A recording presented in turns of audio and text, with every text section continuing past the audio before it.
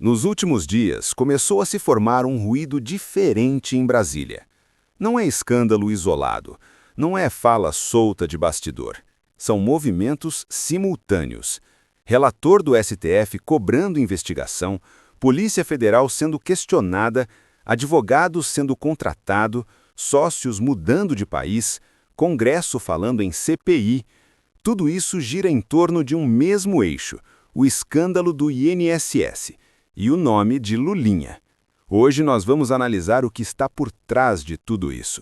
Porque quando várias instituições começam a se mexer ao mesmo tempo, isso é sinal que a água está fervendo muito e a panela está a ponto de estourar. Vamos começar por aqui.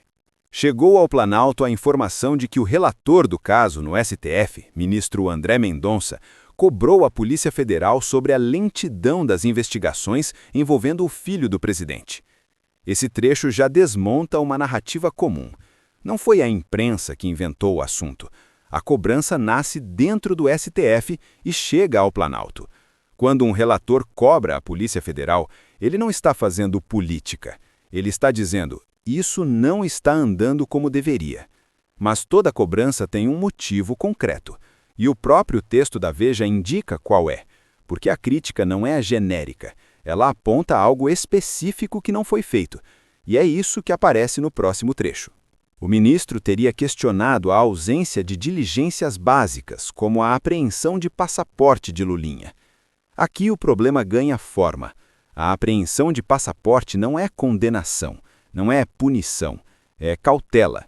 Em investigações sensíveis, isso costuma ser um procedimento básico. Tão básico que, em outros contextos recentes, essa medida foi aplicada antes mesmo de denúncia formal, com rapidez e sem muito debate. Aqui, não. O próprio relator questiona por que isso não aconteceu. E quando nem esse passo é dado, a dúvida deixa de ser jurídica e passa a ser operacional. Por que não? Enquanto oficialmente se fala em lentidão, do outro lado já há sinais claros de que a situação está sendo levada a sério, porque quem realmente acredita que o caso está parado não costuma agir como quem se prepara. De novo, não é juízo de culpa, é comparação de critérios. E quando os critérios oscilam, a história deixa de ser apenas jurídica, e a reação aparece logo em seguida. Lulinha contrata advogado e pede acesso aos autos no caso do INSS. Esse movimento é absolutamente legal. Pedir acesso aos autos é um direito da defesa.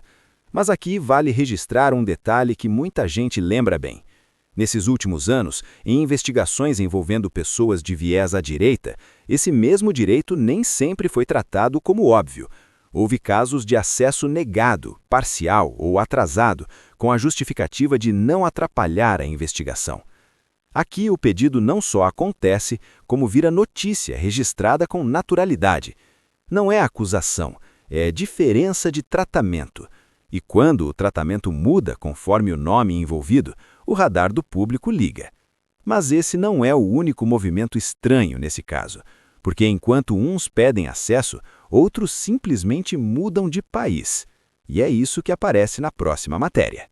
Ex-sócio de Lulinha passa a residir na Europa após o avanço das investigações.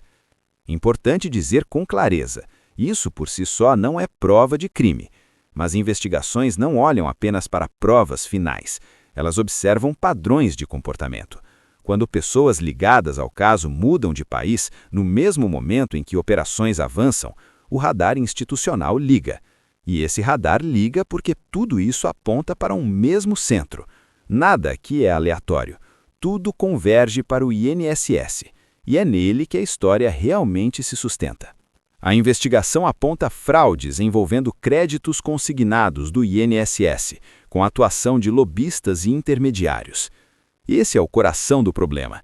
INSS significa aposentado, pensionista, desconto em folha. Quando surgem indícios de intermediação política nesse ambiente, a investigação muda de patamar. Ela deixa de ser apenas técnica e passa a ser institucional. E quando isso acontece, o Congresso dificilmente fica observando em silêncio.